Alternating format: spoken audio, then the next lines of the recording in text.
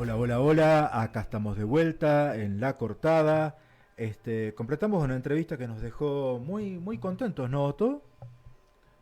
Sí, la verdad, una linda entrevista con Gustavo León, comerciante muy conocido acá en Tartagal y presidente del Centro de Empresarios. Siempre es bueno escuchar también otras voces, pues, más allá de que somos un programa de tinte cultural, no exactamente cultural, pero también nos gusta Es parte explorar de nuestra temas de realidad. nuestra realidad, claro. Hablamos de la Este, sociedad, la realidad. te agarra un antropólogo y te dice que cultura es todo. Todo aquello que hace una persona es parte de la cultura. Claro, es Este, muy amplio. es muy amplio. Le podemos decir a todo.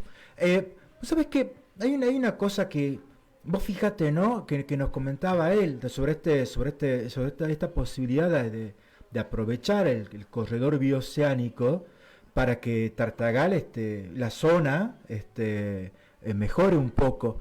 Y es una cosa llamativa porque pasa el tiempo y seguimos siendo una zona de frontera y por lo tanto una zona de tránsito. ¿A qué me refiero? A que si vos decís una zona de tránsito, siempre las historias tienen que ver con el hecho de tener que moverte para llegar. Lo cual, si vos querés, es una metáfora de la vida. La vida misma es moverte, aunque no te mudes, pero moverte en pos de algo. Estás buscando algo. Estás buscando siempre algo. ¿Por qué hago ese comentario? Porque el último mes todo el mundo estuvo hablando de una película muy, si querés, muy misteriosa porque nadie la puede ver como corresponde, que es La Odisea.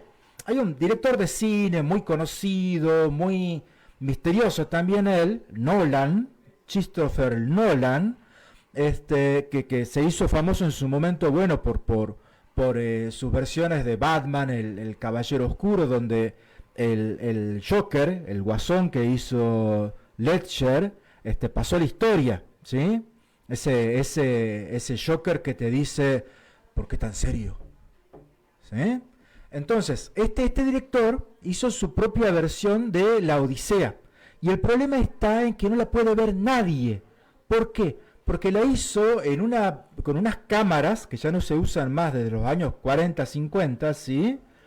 Que te filman de una forma muy panorámica, muy grande. Vos ves larguísimo, lo que te filman todo, digamos, ¿no? Te filman muy a lo largo. Entonces no hay en la actualidad prácticamente cines en las que se pueda ver como él la quiso hacer. Sin embargo, se la pasa en cine. Vos sabés que yo vi, hay mucha gente que en broma agarra y la recorta y la pone en versión cuadradita, que la puedas ver, no sé, en la pantalla del relojito, si tenés un relojito que lo permita.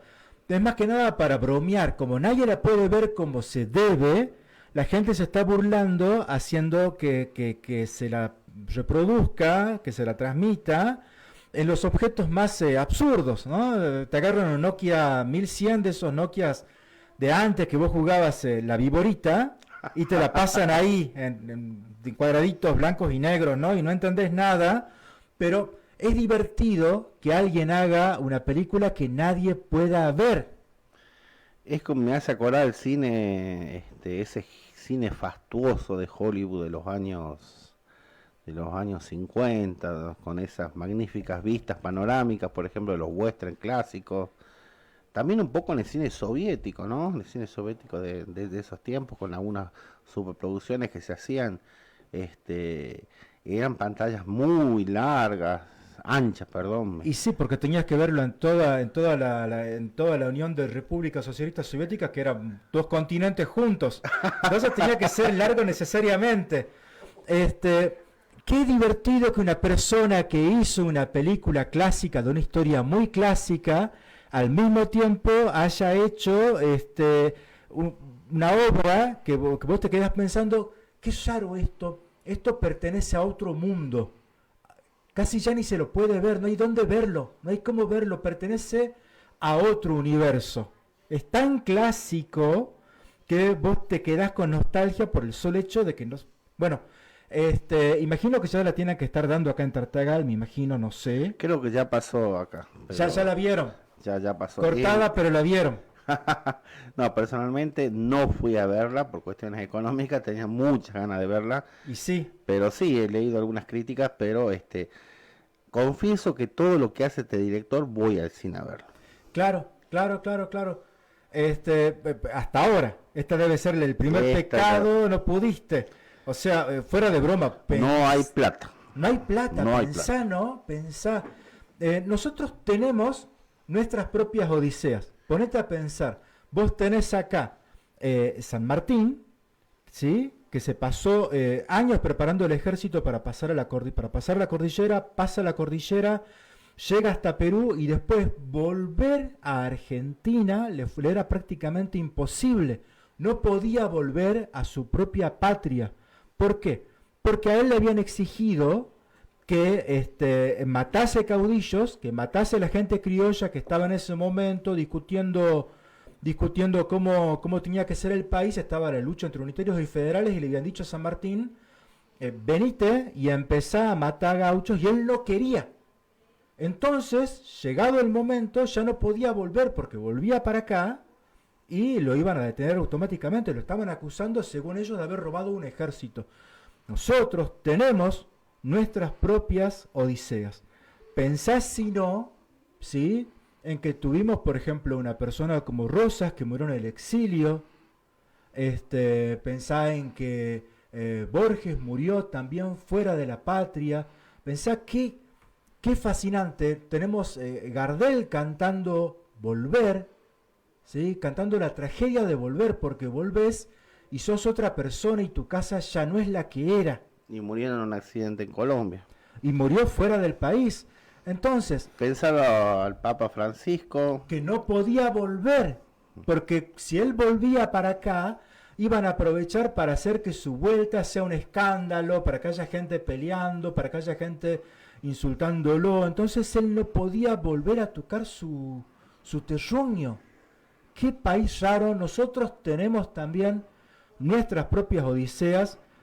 No lo digamos en voz alta porque se entera Nolan y nos filma una película y no, que no nos robe la idea, que no nos robe, que la haga Adrián Suar. No la voy a ver entonces. Imagínate lo que sería una versión de la Odisea así, en versión comedia, ¿sí? Cuando llega a la casa, la casa que están todos los pretendientes ahí, porque ustedes saben, la Odisea, bueno, la historia es esa, llega este pobre, este gran guerrero, pasa 20 años perdido en el mar, no puede volver a su casa. Eso no quita que todo el tiempo que él estuvo afuera, por supuesto, tuvo un montón de reinas, de princesas, de diosas prácticamente, que le decían, no, vení, quédate un rato más. ¿Sí? Entonces, cuando por fin llega a su casa, ya estaba llena de pretendientes de la supuesta viuda, de la Penélope. Sí, la Penélope decía, no se van ya, y no se iban. Entonces cuando llega Ulises a su Ítaca, a su casa, había un montón de gente extraña. Que estaba comiendo, que estaba ahí haciendo festivales. Le ahí. pateaban el perro, le perro. mandaban al hijo que vaya a traer una cerveza. Anda, chango, anda, tráeme una cerveza. Traeme un cuarto de vino de la esquina, chango, y coca. Y no te olvides el Vica. No, es terrible lo que le pasó. Y cuando vino, Ulises vio toda esa escena, ¿y qué hizo? Los pasó a baraja a todos. Sí, se puso en modo Rambo. Se puso en modo Rambo y hay un conflicto, ¿no? Que termina con Zeus, el dios, tirando un rayo a la calle diciendo que se pacifiquen, ya que dejen de joder. Ya llamó es como cuando ya hay demasiado lío y va un vecino y te llama al 911, ¿no? Acá ya demasiado lío, ¿no? En este caso el 911 vino del cielo. Bueno, justamente, pero vino. Mejor de lo que muchas veces pasa cuando se llama acá al 911 para que es que no viene nadie, ¿entendés? Pero es fascinante. Yo lo que voy es llamativo que nosotros, país de mucha gente inmigrante, y el que no vino de Europa vino de países vecinos, vino de Bolivia, vino de Paraguay, ¿sí? y nosotros también tenemos nuestras propias odiseas. Pero a mí me parece llamativo porque nosotros tenemos una cosa que es muy clásica, muy parecido a lo que plantea, lo que vos ves en estas epopeyas, que es el hecho de que lo que se está planteando es tenés dos formas de vivir. O tenés una vida normal, larga, tranquila, pero no tenés gloria, o tenés una vida corta, dura, pero con gloria. Ah, estamos hablando de la Cloé griega. La Cloé, el concepto de gloria para los griegos. Pero vos sabés, yo creo que eso sería mejor que lo charlemos porque va a llevar tiempo después de pasar un temita musical. Así que por favor, acá a nuestro operador, que está muy concentrado viendo la Odisea de Nolan, por favor, si podemos pasamos a la música y después continuamos con el chusmerío cinematográfico.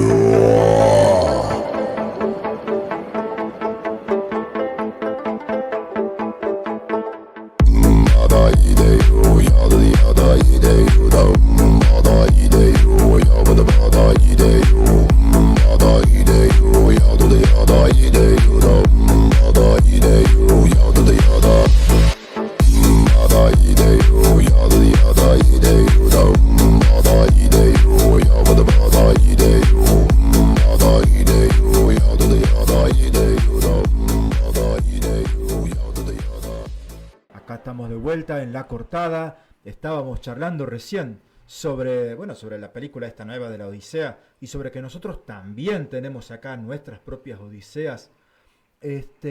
Fíjate qué llamativo, ¿no? Porque volver siempre es peligroso. ¿Sabés quién tenemos nosotros que pudo volver y no le fue tan bien? Perón, porque en el caso de Perón hay una cosa llamativa, porque vos fíjate que llega él grande, igual que Odiseo, porque Odiseo, Ulises, cuando vuelve anciano después de 20 años de haber pasado su vida, era un naufragio permanente. 20 años, todos los días naufragio, ¿entendés? Todos los días tormentas, todos los días un monstruo mitológico. Cuando vuelve, ya viejo, pero viejo, ahí se le da la situación de que tenía un montón de hombres jóvenes que querían ocupar su trono, y quedarse con su familia. Entonces que él ahí se manda se hace el Rambo. Nosotros también vivimos una historia así de forma trágica, porque vuelve Perón y ya había gente joven que decía, no, discúlpame, pero acá las cosas tienen que cambiar. Mira, acá hay todo un mundo futuro y este mundo futuro, ¿a quién pertenece? A la juventud. Bueno, y también Perón vino con un ser mitológico de orejas largas. Vino con un brujo. Con un brujo. Vos fíjate, ¿no? Qué llamativo, qué raro. Yo no creo que haya muchos países en el mundo que puedan tener tantas metáforas clásicas, tantos mitos en su historia. Donde, digo, lo que estoy diciendo lo que estamos diciendo en forma un poco irónica, con un poco de humor. En realidad fue una tragedia terrible que todavía no terminó de cicatrizar en nuestro país, aunque haya pasado hace más de 40 años. Todavía no cicatriza. Todavía cuando uno dice memoria, dice al mismo tiempo una memoria que duele, porque estamos hablando de muertes. Estamos hablando de cuando una sociedad se vuelve violenta. Y quizás sea eso lo que haya hecho que la Ilíada, la Odisea, se vuelvan cosas tan memorables que la gente las siga leyendo. Porque vos lees algo y no lees algo bonito. Lees historias que pasan las páginas y corre la sangre, ¿eh? Uno sabe si está escrito con sangre o con tinta eso, porque son muertes, traiciones, cobardías, sacrificios, heroísmos, todo junto y no para. Entonces digo, es llamativo que cuando escribieron nuestro himno, ¿sí? Allá en las primeras décadas del siglo XIX, hayan dicho, coronados de gloria vivamos o juremos con gloria morir. Que lo decimos livianamente, pero deberíamos analizar bien qué quiere decir. Es llamativo, vos sabés que a mí me llamó la atención porque nosotros venimos del mundial hace poco que pasó, ¿sí? Y frente a cada victoria nacional, frente a cada cosa, un científico descubrió algo, un actor argentino premiado, un futbolista, siempre todo el mundo respondía bromeando, otra coronación de gloria, diciendo, mirá, Argentina, qué país lleno de gente capaz, que es capaz justamente de hacer cosas imposibles que nadie más haría.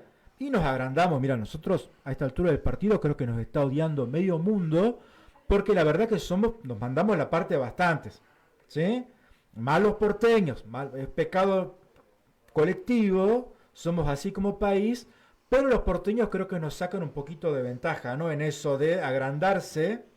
Y vos sabés que a mí, que yo lo vi, esto pasó en Estados Unidos, ¿no? Sí. Pero en el Mundial pasado en Qatar, todas estas cosas que pasaron también, que el himno, que la hinchada argentina, fue una cuestión cultural. A los cataríes les cayó muy bien, les encantó. Empatizaron con nosotros. Empatizaron bárbaro, porque los árabes y los de la zona del mundo, hablando del mundo indostaní, hablando de la India, Bangladesh, que es un país que está muy identificado con la Argentina, Indonesia, a ellos les cae muy bien, pero cuando fue presentado ante los gringos, ante el gringaje, ante los ojos de Europa y ante los ojos de Estados Unidos, ahí soltaron un montón de prejuicios. Mira qué llamativo, ¿no? Porque nosotros como nación creo que nos sentimos más cerca, nos sentimos occidente. ¿Sí? Nosotros lo sentimos, no sé si el resto de Occidente nos pero recibe. Si el resto de Occidente no sé si nos ve como iguales.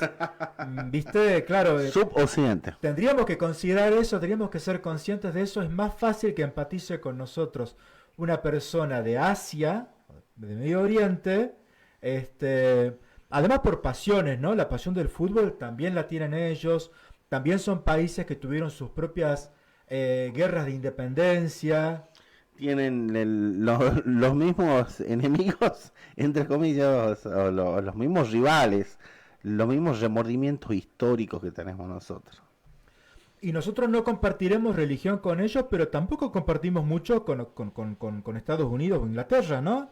Porque nosotros, tradicionalmente, Argentina fue un país que estuvo más cerca históricamente del rito católico, tenemos un papa. Sí, estos son países que por ahí tienen otra visión religiosa. De los países latinos, estoy hablando cristianos. Hablando de Francia, de Italia, de España. Ahí sí, el mundo latino. El mundo latino. No anglosajón. Acordate que a principios del siglo XIX, hasta mediados del siglo XIX, el paradigma de todo era Francia. Sí. Después se fue corriendo con la revolución industrial. A Inglaterra. Después, sí. Y últimamente a Estados Unidos. Pasó la Segunda Guerra Mundial y los yanquis dijeron... Con permiso, acá quiero filmar una película y en esa película voy a ganar yo. Pero vos sabés que volviendo, es una cosa llamativa porque nosotros tenemos esta cosa en el himno, que el himno nuestro dice, coronados de gloria vivamos o juremos con gloria morir. Y yo estoy seguro de que esto tiene que ver, con el hecho de que cuando se hizo el himno, los revolucionarios argentinos eran todos ellos liberales, reivindicaban mucho la cultura clásica. Ellos decían, basta de reivindicar la cultura cristiana, nosotros tenemos que mirar cómo pensaba el mundo clásico, los viejos mitos griegos, el mundo romano. Esos eran los valores que los movían. Dejar ya de pensar en santos, en curas, en monjas, y pensar en cambio en los valores clásicos. Y los valores clásicos eran justamente la Ilíada y la Odisea. Seguimos hablando de Nolan. Entonces, que ellos te dijeran, la gloria era completamente razonable, porque era su norte. Recuperar un poco el mundo clásico, pensar en lo clásico. ¿Sí? Era... Definime la gloria, a ver. Mira, la gloetia es una cosa interesante, la gloria es una cosa interesante porque la gloria es hacerte fama. Viste que ahora están todos los chicos con esto de farmear aura digo, no, farmear aura, tener ese carisma, ser una persona celebrada, que los demás te vean y digan, pero mira qué genio, mira qué genio, qué genia, ¿sí? Eso es justamente la gloria, la fama que te hiciste. Ahora, lo divertido es que la fama, vos para hacértela, lo importante es que la gente hable de vos. ¿Y sabes cuándo la gente habla de vos? Cuando vos ya no estás. Mientras vos estás en este mundo, tenés buenos días y malos días también. Tenés un momento en que, qué genio lo que hiciste, y tenés otro día en que te levantaste mal, no te lavaste los dientes, transpiraste mucho y ya ahí no dicen, qué genio, dicen, pero mirá. ¿Se entiende? Hay buenos y malos días. En cambio, acceder a la gloria es llegar al momento en que queda de vos lo bueno y la gente diga, pero mira qué bonito que era, mira qué genio que era.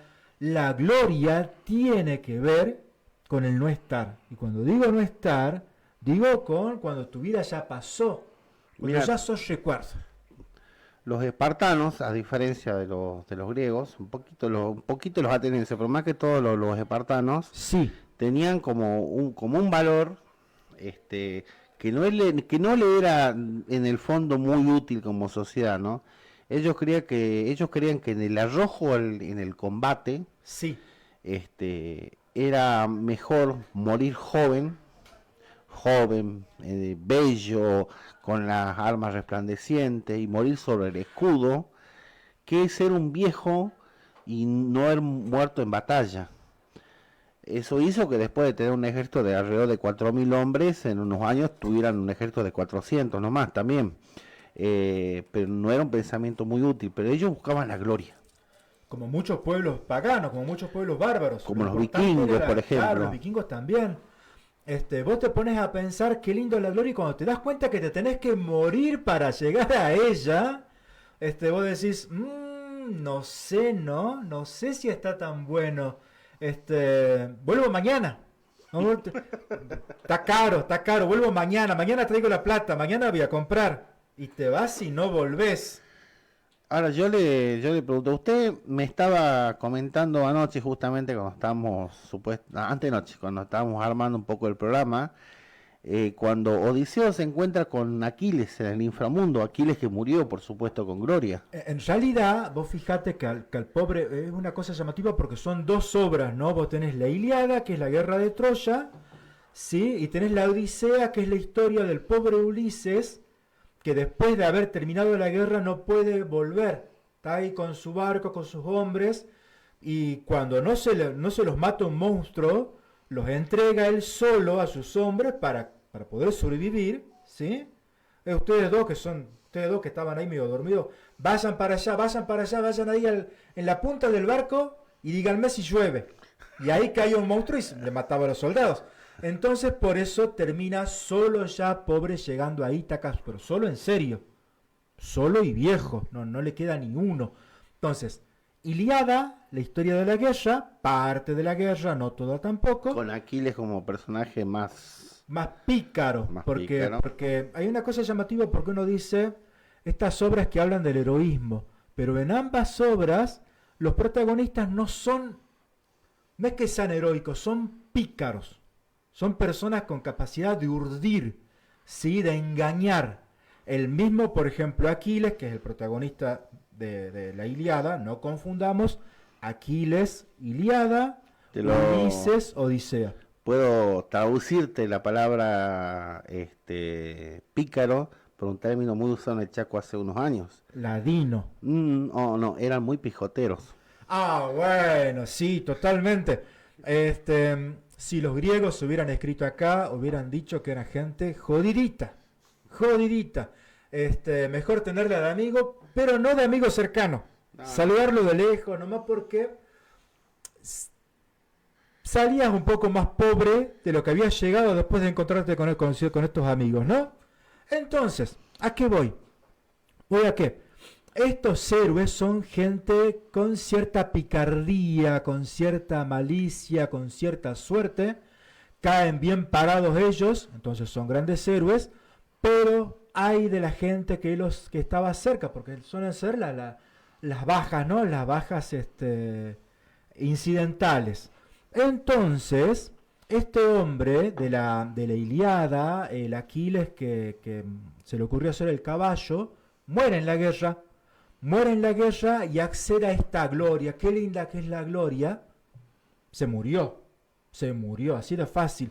Pero Ulises, en la Odisea, que va penando por todos los lugares horribles que podían imaginarse los griegos en esa época tan sufrida, porque era, imagínate, una época donde resfriarte era una desgracia porque no había antibióticos. Imagínate los lugares feos que podían imaginarse, los lugares dramáticos, trágicos, infernales. Bueno, llega también al infierno. Y en el infierno, Ulises, imagínate, ¿no? Qué mal que la pasaba. Se encuentra con Aquiles y ahí charlan. Y Aquiles era una persona que tenía una profecía. Había una profecía sobre él, que tenía dos chances en la vida. Una era morir joven y glorioso, que era lo que estábamos comentando recién, ¿sí? Este ideal de la época. Qué lindo que es morirte joven. No, discúlpame.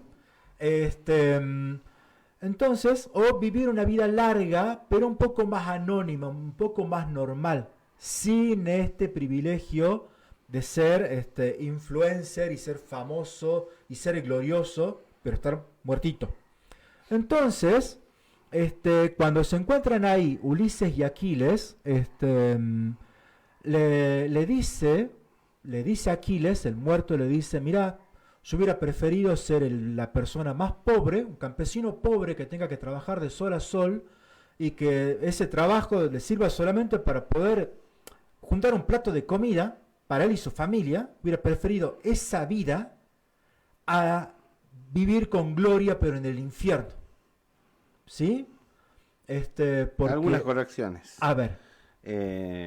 No existía el infierno. Pero parecía. Como lo conocemos. No eran cristianos, digamos. Claro, en ese tiempo se creía en el inframundo. Claro. El inframundo que tenía unos ciertos niveles. No era el Tántalo, que era el lugar más bajo de todo, donde estaban ni los campos elíseos, que era el más bonito. No bonito, sino que era un lugar donde no exactamente se penaba, pero se estaba en una especie de vida.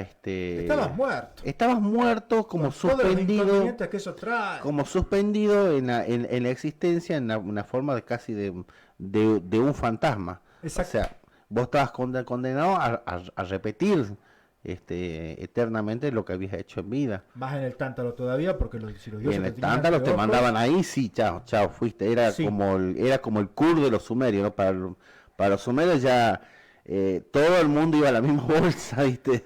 Para estos también, porque casi, o sea, más allá de que había excepciones, siempre hay excepciones, siempre hay gente que tiene coronita, podía llegar a los campos elíseos o podías penar todavía en el Tántalo, pero el inframundo estaba. Y le dice Ulises, mira, yo hubiera preferido una vida humilde antes que la gloria, una vida normalita antes que esta gloria, pero la gente te recuerda bien, le dice Ulises, mira, la gente te recuerda, sí, pero yo estoy acá, hermano, ¿qué querés que te diga? Mira, la gente dirá, ay, qué bueno que era, pero... Y le pregunta por dos cosas, fíjate, ¿no? Porque una persona que ya falleció, una persona que ya está más allá de la vida, puede preguntar por dos cosas, o por su pasado o por su futuro, y le pregunta por su padre. Ulises pregunta por su padre, si estaba vivo, cosa que Ulises, digo Aquiles, cosa que no le sabe responder el vivo, porque no sabía, ya se había muerto el padre de Aquiles, pero no lo sabía. El otro pobre Ulises, que estaba su día era errar por el mundo sin poder llegar a su casa, no sabía qué le iba a pasar al padre del otro, ¿no? Y le dice, mira, yo la verdad que no sé, y mi hijo, y mira, tu hijo cuando vos te moriste vino también a luchar a Troya, porque era lo que estaba de moda en esos días, ¿viste? Moría uno, iba el hijo, y seguía la guerra de más de 10 años. Tu hijo estuvo acá, peleó bien, no se murió, por suerte no se murió, y toda la gente dijo que joven valiente. Así que con esa información, con esa pequeña certeza de que lo que había dejado en el mundo eh, más o menos servía. Su hijo era lo que se esperaba de un hombre en esa época, era valiente, mataba gente bastante rápido, y no se dejaba matar tampoco fácilmente. Era lo que se podía aspirar en un mundo violento como ese que te narran tanto la Ilíada como la Odisea. Entonces, eso creo que nos deja una enseñanza, algo llamativo, que es que estos poemas que hablan de la gloria al mismo tiempo te dejan en claro que no está tan buena como la pintan. Ahora yo te pregunto, ¿no? Una vez escribí un cuento, Nika, Ujú. ¿qué sentido tiene pedir una apelación a la sorda muerte cuando en realidad va a suceder y vas a ir al mismo lugar? Estás apelando un tiempo nada más. Vos fijate, ¿no? De todo esto de lo que planteábamos recién, los pueblos paganos, los pueblos bárbaros te decían siempre lo mismo. Morir nos morimos todos. Entonces, mejor mueramos con un gran evento, que sea un suceso que nadie olvide. Muramos con gloria, como decían los nórdicos, que decían, si vos morís joven y valiente, vas al Valhalla y estás todo el día tomando Quilmes, no Salta, Quilmes o Heineken, ¿sí? Va el chivo. Y después, cuando ya te cansaste de beber, vas, combatís, morís pero renacés y seguís comiendo chanchito y bebiendo cerveza. Que es lo mismo que pensaban los griegos. O sea, moramos jóvenes y gloriosos. Que es lo que también plantea nuestro himno y lo que nosotros celebramos. Y vos te pones a pensar, mira, te digo esta. Messi, nuestro gran ídolo, hoy, nuestro gran ídolo, vos fijate que hubiera sido Messi si no hubiera pateado también a la pelota.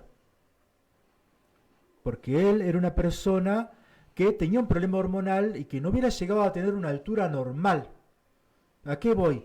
Que si no hubiera sido porque pudo acceder a esa gloria, estarían diciendo, che, pero mirá, es un vago que está ahí con una pensión. Maradona, si no hubiera pateado tan bien con esa zurda que tenía, que hubieran dicho de él, villero. Albañil. Un albañil, sí, sí, con suerte, si no, media cuchara, ¿sí?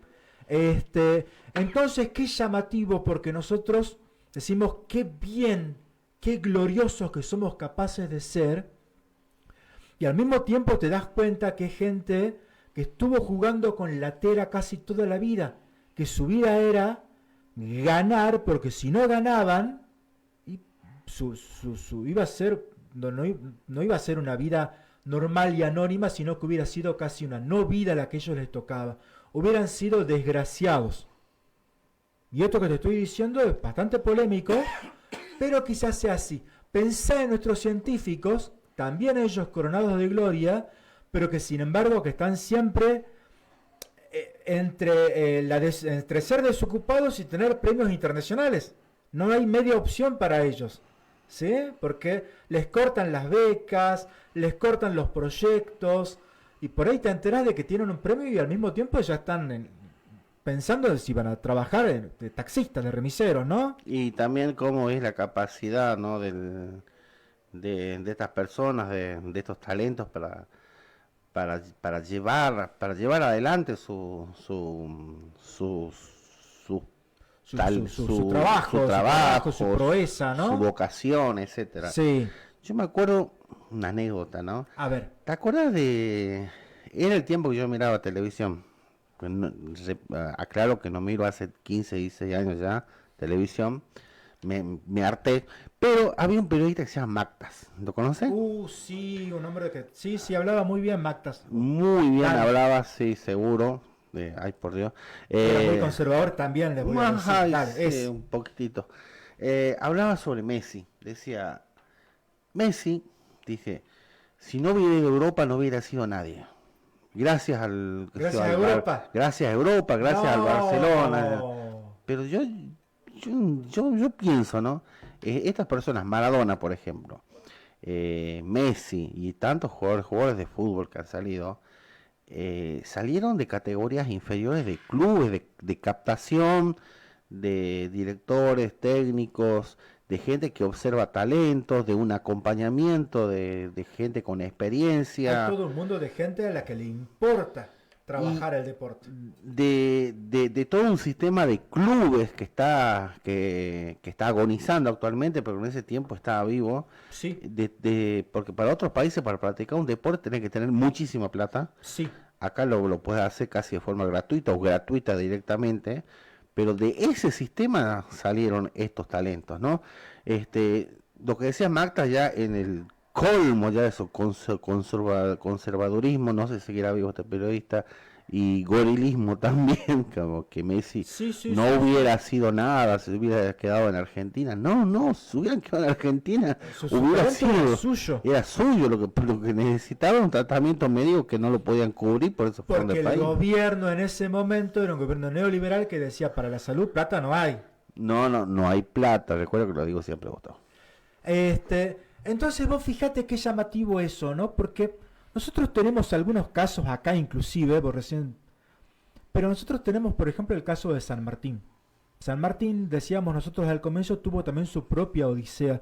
Pero lo interesante de San Martín es que cuando San Martín se dio cuenta de que perseguir la gloria significaba verse obligado a pelear contra argentinos, el gobierno unitario le pedía que mate federales.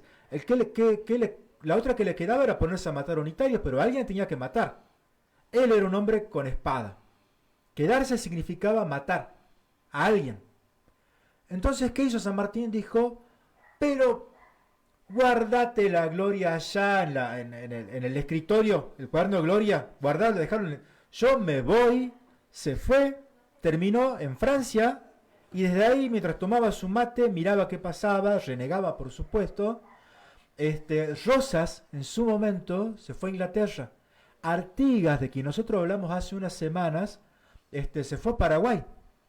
Cerquita, ¿no? Cerquita, bueno, porque también era muy matero, ¿no? Artigas. Sí, terminó extremadamente pobre y prácticamente aislado. Borges prefirió irse a morir a Europa, no tanto porque amase Europa, que sí, le gustaba, le gustaba el universo a Borges, pero él se daba cuenta que acá iban a hacer un espectáculo de su muerte. Iban a ponerse a sacar fotos y hablar del muertito y todo lo demás, y él no quería. Él quería una muerte digna, sobria, porque era un tipo así. Entonces tenés en Argentina muchos casos de gente que dijo, si la gloria es motivo de violencia, de falta de nobleza, ¿sí? Yo me bajo del camino, me quedo al costado del camino y hago la mía. Es interesante eso. Interesante, como al final del programa. Decíamos que lo imprescindible para la gloria es que las cosas terminan rápido. Y este programa hoy, gracias a Dios, se sintió rápido. Bueno, esta fue La Cortada, programa número 21, conducido por Gustavo Murillo, Otto Les Pinto, y en la producción y en el ¿cómo se llama? Ay, yo estoy con la cabeza en otra parte. En la operación, Santiago Baltar y Camila Meneses. La verdad, muy lindo programa. Nos estaremos viendo el próximo domingo a las 19 horas. 19 horas. Bueno, gracias.